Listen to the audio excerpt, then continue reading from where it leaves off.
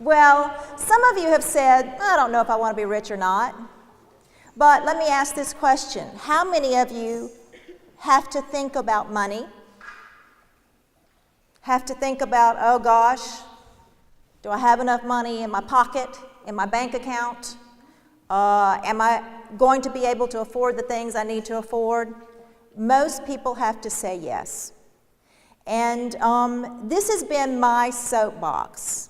I don't necessarily think everybody wants to be rich, but we want to be free from all those money worries. And over the last couple of years, our money worries have just skyrocketed. We've had some major events going on. We've been in recession, jobs are hard to find, people are losing houses, they're in debt up to their eyeballs, they're trying to figure out, how am I going to make it? Now, I'm here to tell you that you really do not want to make more money. Do you believe that? Yes. You really believe that? You don't want to make more money. What you want is to have a nice house, a decent car that doesn't break down. You want to be able to take some nice trips with your family. If you have children, you want to educate your children. You eventually want to have a good retirement.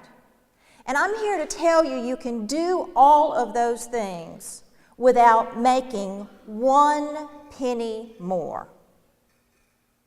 And you do them by learning to manage the pennies that you have.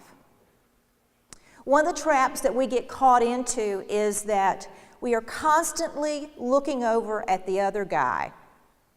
You know, somebody has more, somebody has a better house, somebody has a better job, they have a better life.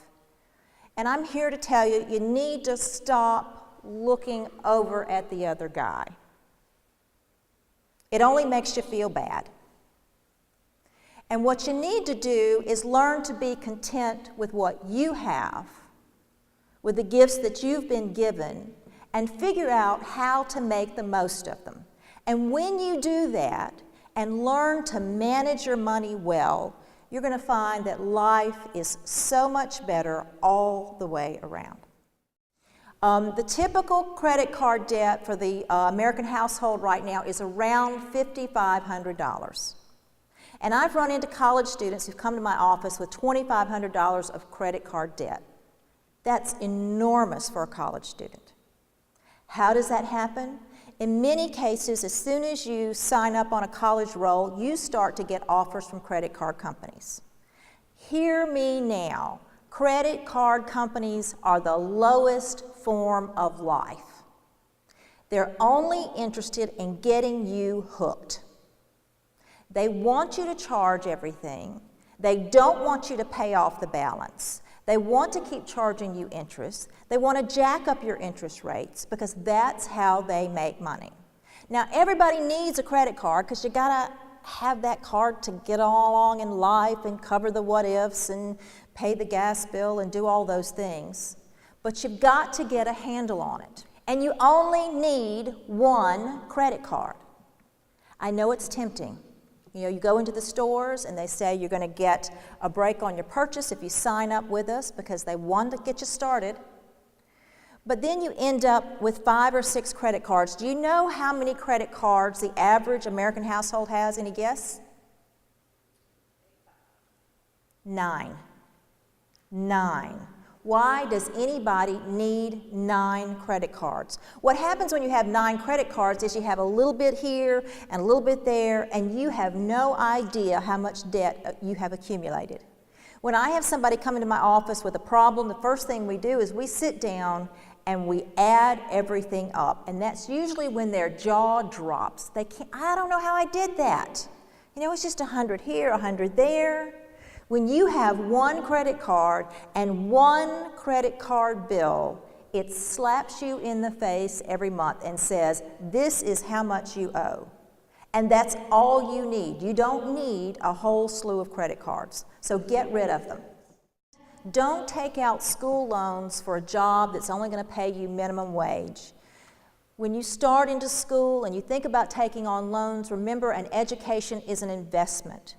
But you need to check out, what will this degree be worth when I'm finished? What kind of job can I get with this degree? What are the salaries that I will be able to command with this degree? And based on that, you can figure out how much I should take out on the loan. Is it worth it? And sometimes you may find it's not worth it. Some degrees are not as valuable as others. And guess what? The harder the degree, probably the more you're going to be paid when you get out. And so all the time over at Mississippi College in the business department, we have so many students who want to go into the easier courses. I want to do just general business. And we can't get them into finance courses because they say it's too hard. It's too hard. Well, guess what? If you can get through those courses, you can make more money. So you have to decide, am I going to choose a more difficult course that's going to be more rewarding later on because I'm going to have a better job? Well, your credit history is just a record of all the loans you've taken out and how you've paid them back. Have you been on time? Have you been late? Do you have debts that you've never paid off? And every time you go to get another loan, whether it's to purchase a car, to buy a house, to take out another credit card, they're going to pull up that history and they're going to look at that. And based on that history, they will say, no, we're not going to loan you money, or yes, we're going to loan you money. And even if they say yes, they may look at me and say, ooh, she's a good credit rating, so we're going to give her a lower interest rate charge than we would give somebody who does not have a good credit history. So your ability to get money, to do the things that you need to do, the interest that they charge on it is based on that credit history. So you need to start when you're young, working on building up a good credit history and try to keep it as clean as possible. And if you run into problems, just understand, it's going to take you a while to clear it out, but you can do it. You can get back to ground zero. And that is going to make all the difference in your ability to be able to purchase that home, buy that car, to live a decent life. It's all about managing the pennies that you have. And all the time, I run into people who come into my office, and I'll have somebody walk in making $300,000 a year and saying, I just can't make ends meet. I have real trouble mustering any sympathy for those folks. And then I'll have somebody the next day walk in with making $30,000 a year and living quite comfortably. What's the difference there? It's learning to live within your means. It's learning to managing what you have. It's learning to be content with what you have, with the gifts that you've been given, and not spend all your time saying, what if, what if, what if?